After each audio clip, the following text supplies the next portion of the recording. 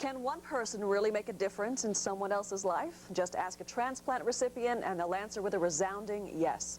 News 12 Long Island's health reporter Sherry Einhorn has the story of one West Islip man who's trying to get the word out during this National Organ and Tissue Donor Awareness Week. Can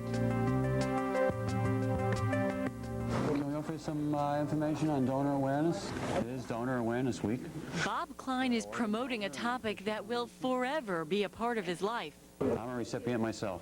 After being diagnosed with liver cancer and told he'd need a transplant, Bob's name was added to a very long waiting list. There's about a 1.5 year waiting period, and they had given me a 1.5 years, which would have cut it right down to the wire. Then Bob learned about living donors, and his wife volunteered, but she didn't meet the requirements. No one thought to ask Bob's 25-year-old son, Christopher. The reason we didn't was because we felt that he wouldn't be a match because of being adopted. Well, it turns out he goes and has his lab test done, and he was a perfect match. I freaked out. I was like, I couldn't believe it at first. Right now, there's about 75,000 people waiting for organ transplants.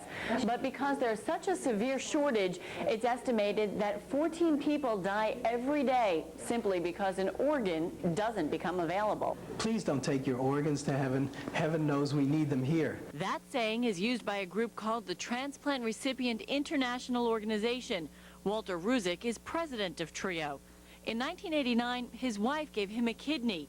Now he tries to teach others about the importance of organ donation. We say that there are lots of people that are just like you that are struck by a disease that they had no inkling of, and all of a sudden they need either a kidney or a liver or heart or lungs. As for Bob, he got a partial liver transplant from his son 5 weeks ago.